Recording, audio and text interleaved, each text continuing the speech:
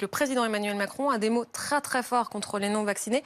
Il ne leur a jamais parlé comme ça. Oui, absolument. Une question lui est posée sur cette proportion de Français qui continuent à ne pas être vaccinés. Il dit, voilà, moi je ne suis pas pour emmerder les Français. Référence à Georges Pompidou, évidemment, arrêtez d'emmerder les Français. Je peste toute la journée contre l'administration quand elle les bloque. Eh bien là, les non-vaccinés, dit-il, j'ai très envie de les emmerder. Voilà, je suis pas bien. J'ai envie de tout péter. Il vient de dire quelque chose, il vient de faire une déclaration. Emmanuel Macron, les non-vaccinés, j'ai très envie de les emmerder, donc on va continuer de le faire jusqu'au bout. Hein ça, c'est impossible. C'est dans le cadre enchaîné, non? Vous verrez. Ouais, c'est dans le cadre enchaîné, exactement.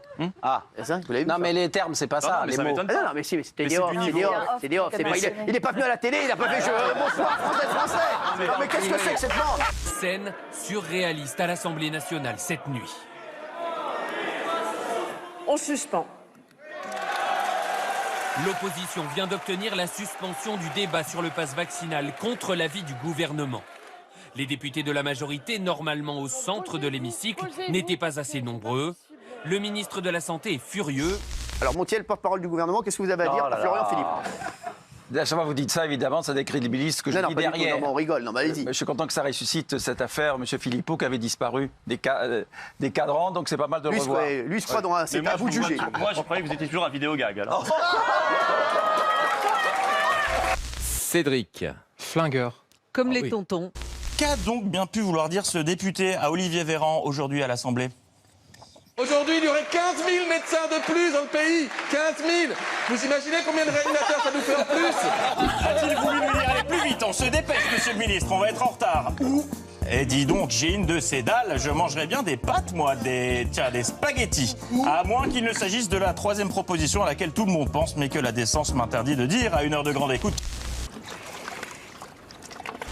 Vous savez ce que je dis toujours à la fin du manif aux gens? Je dis, désolé, hein, éteignez la télé, rallumez vos neurones. Mais voilà, c'est insupportable. Et comme le disait Florian,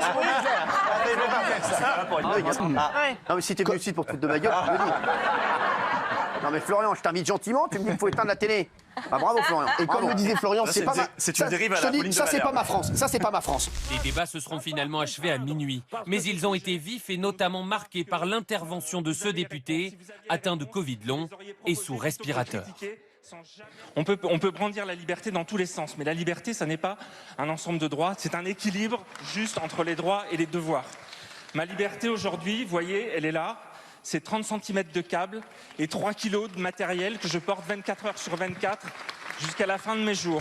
Les solutions que je vais vous présenter aujourd'hui vont vous servir aussi pour les lendemains de fête. Excusez-moi, j'ai le Covid. Brûler les calories, perdre les kilos en trop, et vous allez vous rendre compte que c'est assez facile. Ça vous dérange pas? Non, Non, on est à 1 mètre de distance. Voilà. C'est rigolant. C'est pas très rigolo en fait. Ouais, c'est pas très marrant, non?